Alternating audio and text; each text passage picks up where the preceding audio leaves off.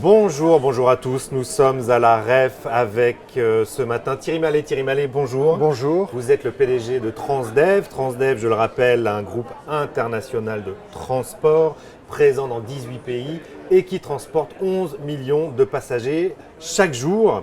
Alors vous êtes venu de parler de mobilité. La mobilité, elle en a pris un sacré coup avec la crise de la Covid, bien sûr. Alors une première question tout simple, Thierry Mallet, comment avez-vous traversé ces 18 derniers mois? Alors, on transportait effectivement 11 millions de passagers, c'est ce C'était qu'on peut-être transportait avant en la crise. 2019, c'est Ouais, ça. voilà. L'an dernier, on a effectivement transporté moins de passagers, 6 millions, donc 40% de moins de passagers sur la totalité de l'année avec les périodes de confinement, les périodes de déconfinement et des étapes différentes dans les différents pays. Oui. Ça a été une perte de chiffre d'affaires de près de 9%, un impact assez important sur notre résultat, une perte nette Chiffre d'affaires de 109. 6,75 milliards d'euros. Exactement. Si je me trompe. Voilà, exactement. On avait perdu 10% par rapport à Eh oui. 2019, sachant que dans le transport public, effectivement, les recettes passagers ne sont pas la totalité de nos recettes, puisqu'il y a également une partie de subvention, puisque une partie du prix et le coût du trajet est porté par partagé les généralement collectivités. en partie par les passagers, en partie par les collectivités locales, Absolument. et dans le modèle français, en partie par les entreprises avec le versement mobilité. Absolument. Voilà. Donc, on sort aujourd'hui progressivement de cette crise. Comment se passe ce début d'année? Alors, Comment s'est passé le premier semestre où petit à petit on Alors, sort premier semestre, on effectivement a de ces eu confinements? également des reconfinements, donc on a allers-retours. connu des périodes de baisse et d'augmentation de niveau de la fréquentation. Fin juin, on était plutôt en France à 80%, un peu moins dans d'autres pays d'Europe du Nord qui avaient des mesures plus strictes. En Allemagne ou aux Pays-Bas, on était plutôt entre 50 et 60%. Fin juin, donc 80%, cet été plutôt 80%, et le moment de vérité, ça va être la reprise de La septembre, rentrée, en espérant bien sûr. effectivement qu'on retrouve le maximum de passagers, c'est notre objectif. Mais donc la mobilité n'a pas suivi le trend productif, j'ai envie de dire, de la France. On dit que l'économie est à peu près à 99%, tourne à 99% de son potentiel d'avant-crise. Dans les mobilités, chez Transdev, on n'y est pas encore. Alors, et à mon avis, on ne va pas retourner à la même situation qu'on a connue en 2019. Il y aura un avant et un après crise Covid? Oui, il y a un effet de changement de comportement, on le voit très très nettement.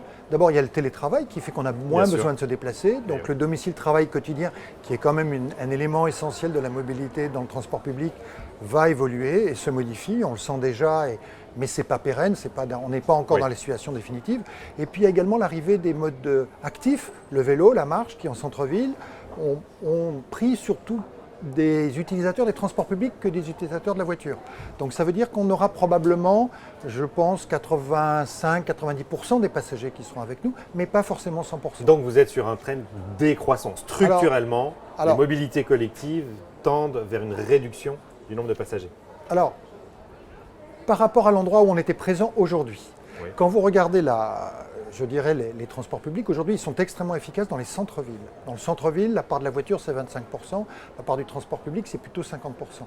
Quand vous passez à la périphérie, la part de la voiture, elle augmente. Si Oui. vous faites du centre-périphérie, vous passez à 60%. Si vous faites de la périphérie, vous êtes à 80%.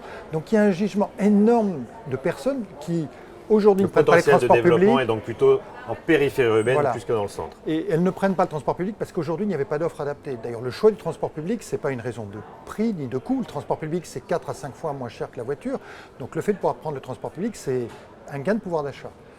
D'ailleurs, on se souvient bien de la crise des Gilets jaunes où il y a un enjeu. Bien sûr. Donc ça veut dire qu'avec les collectivités locales, avec nos clients, on travaille déjà à réfléchir à des solutions en périphérie qui vont permettre effectivement d'être une alternative à la voiture, qui permettront aux personnes d'avoir un choix entre leur voiture et des transports publics. Sachant en plus que le transport public, la voiture en périphérie, c'est beaucoup d'émissions de gaz à effet de serre. Oui. La voiture, On c'est va parler transition énergétique. 16% des émissions de gaz à effet de serre, la voiture individuelle, et près de la moitié, c'est les déplacements dans les zones urbaines. Ouais. Donc ça veut dire que si on veut atteindre les objectifs que nous nous sommes fixés collectivement d'une réduction de 55% des gaz à effet de serre, des émissions de gaz à effet de D'ici serre à 2030, l'horizon oui. 2030, il y aura la voiture électrique, mais ça ne va pas résoudre tous les problèmes, ça va être progressif, le parc il va se renouveler progressivement, l'âge moyen d'une voiture c'est 10 ans, Ouais. ce qui veut dire que plus de transport partagé, ça va être aussi une solution, puis il y aura le verdissement de nos propres flottes. On va parler transition écologique dans une minute, juste avant. Avec vos collaborateurs, comment s'est passé opérationnellement le retour de vos collaborateurs par ailleurs, est-ce que comme une entreprise sur deux en France, vous subissez des problèmes pour le recrutement. Alors, d'abord, nos collaborateurs sont restés actifs. Oui. Sauf pendant la période de confinement où on s'était arrêté. Le transport public a toujours été entre 80 et 100% du service de base. D'accord. Puisqu'il y a eu la distanciation perdu physique, personne au la passage, distanciation oui. sociale. Donc, et nos équipes, c'est avant tout des chauffeurs, des mécaniciens, des contrôleurs qui sont restés présents sur le terrain pendant toute la crise. Ils Ouais. faisaient partie de la frontline pour permettre aux soignants de se déplacer, pour permettre toutes ces activités de base et puis pour permettre un repos de l'activité. Parce que même à 60-80%, on avait nos services qui fonctionnaient de manière pleine. Ouais. Donc, de fait, les seuls collaborateurs qui ont fait beaucoup de télétravail, c'était les sièges, c'était les équipes de soutien, mais Ouais. ce n'était pas les équipes, Sur le c'était pas terrain. 90% des Ouais. équipes de transfert. Alors, c'est vrai qu'aujourd'hui, on sent une tension sur le recrutement, puisqu'effectivement, Vous cherchez à embaucher en ce voilà, moment, on a chez besoin Transdev. d'embaucher. Ouais. Donc la tension commence à être sensible sur certains territoires dans lesquels on a des collectivités locales qui veulent plus d'offres, qui réfléchissent à de l'offre en périphérie. Donc on a besoin de recruter des chauffeurs ou des conducteurs ou des conductrices. Bon. Et il y a une tension. Elle est, si je dois comparer, puisqu'on est très international, Oui. l'endroit où la tension est maximum aujourd'hui, c'est les États-Unis. De loin, D'accord. il y a une vraie tension aux États-Unis, beaucoup plus forte que celle qu'on connaît actuellement. Et au sein des pays européens, vous êtes très présent en Europe. La France Pour se situe l'instant, où la France est à peu près semblable avec ce qui va se passer dans d'autres pays Ailleurs. comme l'Allemagne D'accord. ou la Suède. En Allemagne et en Suède, d'ailleurs, on a une grande tradition, je l'évoque, parce que d'accueillir des migrants, Oui. parce que depuis de nombreuses années, on avait des problèmes de recrutement. Donc on s'était fait une spécialité de faire venir des migrants, de les former, de leur apprendre la D'accord. langue, de leur donner le permis de conduire, pour pouvoir qu'ils nous accompagnent dans la durée. Et d'ailleurs, en faisant ça, je dirais, on a des conducteurs qui nous restent extrêmement fidèles. Bon. On a parlé de Transdev. Vous êtes aussi le premier opérateur européen de la mobilité zéro émission. Ça a démarré timidement à votre arrivée avec, corrigez-moi si je me trompe, mais 50 bus électriques Oui, aux c'est Pays-Bas, ça. je crois. On en était à plus de 1200 fin 2020. Cette année, l'objectif, c'est combien? Bon, on finira l'année à près de 2000. Près de 2000. Oui, d'ailleurs, le dernier gros contrat qu'on a gagné, c'est un contrat de 400 bus électriques pour la ville de Bogota, pour dire que ça bouge partout dans le monde entier et qu'on voit effectivement toutes les collectivités locales s'intéresser à la mobilité électrique. Ça représente quelle part de votre parc, si je puis dire? Alors, c'est faible puisqu'on a un parc total de 30 000 véhicules, on aura 2000 véhicules électriques, on a un peu plus de 3500 véhicules biogaz Oui. et c'est important parce que je pense que le mix énergétique est important. On ne va pas tout résoudre avec l'électrique. Ouais. L'électrique est très adapté pour les centres urbains dans lesquels on fait des distances faibles, même si ça prend beaucoup de temps parce que la vitesse est plus faible.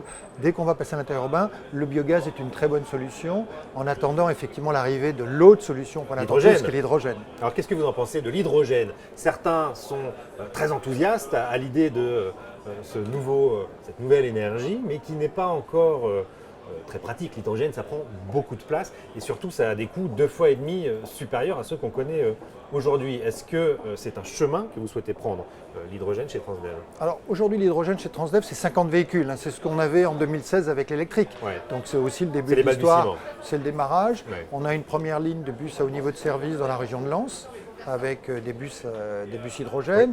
On va en avoir pour l'aéroport de Toulouse, on va en avoir également aux Pays-Bas, en Suède, en Nouvelle-Zélande. Donc on voit effectivement arriver ces véhicules hydrogène. Il y a des enjeux, vous l'avez évoqué, il y a un enjeu autour de la pile à combustible. Aujourd'hui, c'est des toutes petites séries, donc c'est Oui. extrêmement cher. Oui. On a besoin de passer à l'échelle industrielle pour que le prix baisse. Et puis, il y a le gros enjeu de production d'hydrogène vert à une échelle Absolument. suffisante. Aujourd'hui, ça reste efficace, artisanal, et on a un enjeu de prix qu'il va falloir effectivement résoudre. Mais je pense que les sommes qui sont investies au niveau européen, les 7 milliards que va mettre la France, les Oui. 7 milliards que met l'Allemagne, vont nous permettre d'avancer rapidement dans ce domaine. L'hydrogène, ça va être une des priorités du plan d'investissement qu'Emmanuel Macron devrait annoncer dans les prochaines semaines en septembre. On parle de 20 à 30 milliards, mais pour un ensemble de secteurs, on a l'hydrogène, on a aussi l'intelligence artificielle, la santé, les pharma. Est-ce que ces sommes sont suffisantes quand on voit par exemple Samsung qui, il y a quelques jours, a annoncé plus de 200 milliards de dollars d'investissement uniquement sur les semi-conducteurs? Est-ce qu'on est à la hauteur du développement d'une filière entière avec ces quelques milliards pour l'hydrogène? Quand on voit ce qui s'est passé dans l'électrique, l'enjeu c'est un effet de cliquet. Oui. C'est-à-dire que c'est plus un effet Il faut d'entraînement amorcer des investissements que les vont faire les investissements privés. industriels. Nous, effectivement, dans l'électrique, on a beaucoup investi, à la fois en matière de compétences, en matière d'achat de matériel, en matière d'achat d'équipement. Nous ne sommes pas les développeurs, mais on travaille au quotidien avec des constructeurs pour améliorer les solutions et fonctionner. Et donc c'est cet effet cliquet qu'on peut espérer avec l'investissement qui sera fait en France. Plus largement au niveau macroéconomique, est-ce que vous commencez à sentir les effets du plan de relance ? 70 milliards d'euros devraient être investis d'ici la fin de l'année. Les transports, l'énergie, la transition énergétique, vous l'avez dit, font partie de ce plan de relance. Est-ce que vous sentez sur le terrain cet argent arriver et un effet économique ? Bon, on voit la relance aujourd'hui qui fait qu'on a plus de passagers dans le transport. Oui. On a encore un enjeu de compensation de notre activité puisqu'on est effectivement à 100% de service, mais on est plutôt à 70% de recettes, donc on a un enjeu encore de perte ou de différentiel à couvrir. Oui. Certains Qui pays... n'est plus couvert par l'État. Bruno Le Maire, hier ici même, a dit le quoi qu'il en coûte, c'est fini. Le transport fait-il partie des secteurs subventionnés encore par le Fonds de solidarité ? Je l'espère. Alors, on n'est pas subventionné par le Fonds de solidarité, ça passe en fait par les autorités organisatrices, par les collectivités locales. Les collectivités locales avaient reçu des subventions, des avances remboursables pour les aider. Si je prends l'exemple, on a encore des discussions en France sur le mécanisme qui va être mis en place effectivement pour la France cette année. Oui. En Allemagne, c'est très clair, on a une garantie de recettes qui a été donnée aux autorités organisatrices et qui va vers les opérateurs, ce qui nous a permis de maintenir un niveau de service. On a le même mécanisme qui a été déjà mis en place également aux Pays-Bas. Les Pays-Bas, le mécanisme est garanti jusqu'en septembre 2022 pour garantir qu'on maintienne et qu'on puisse se réorganiser en attendant le retour des passagers avec ce travail qu'on doit faire de redistribution d'offres, d'adaptation de l'offre en fonction de ces nouveaux comportements, qui sont des comportements vertueux. Le télétravail, c'est positif, ça peut améliorer les conditions de travail, les modes actifs, c'est positif, et on sait qu'on est un gisement. Donc potentiellement, on va retrouver des nouveaux clients. Demain, on sera à 120-130%, mais avec des clients différents, une offre différente. Et moins d'émissions de gaz à effet de serre pour tout le monde. Un mot sur l'ouverture du marché ferroviaire à la concurrence, Thierry Mallet. On n'a pas l'impression que les choses aient beaucoup bougé pour l'instant en France. Comment vous vous positionnez sur ce marché ? Alors, c'est un marché sur lequel on est très présent, puisqu'on est un opérateur ferroviaire important. On est le numéro 2 en Allemagne sur les lignes régionales, derrière l'opérateur historique, la Deutsche Bahn. Donc c'est un marché sur lequel on est en France.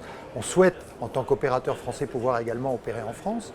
Donc on a remis notre dernière dernière sur les Hauts-de-France ? Alors, pour l'instant, la seule... Ah oui, alors on est positionné à la fois sur les Hauts-de-France et sur le Grand Est, mais on est à l'étape des candidatures. Oui. Les appels d'offres ne sont pas sortis. On a remis notre offre définitive pour la région Sud, qui a lancé un appel d'offres, notamment sur la ligne intermétropole, entre Marseille, Toulon, en passant par Nice. Et donc, on a remis notre offre définitive, on attend les résultats dans les semaines qui viennent. Et donc, quand est-ce qu'on pourrait éventuellement voyager sur des locomotives Transdev, dans des trains Transdev ? Et quel horizon ? Écoutez, ça sera, compte tenu qu'il y a toujours un effet de tuilage, c'est-à-dire de transfert entre les deux opérateurs, si nous gagnons un appel d'offres en France, ça sera probablement 2023-2024. Mais c'est une ouverture qui est progressive. Après, c'est des contrats de longue durée, c'est des contrats de 10 ans. Des contrats de 10 ans, très bien.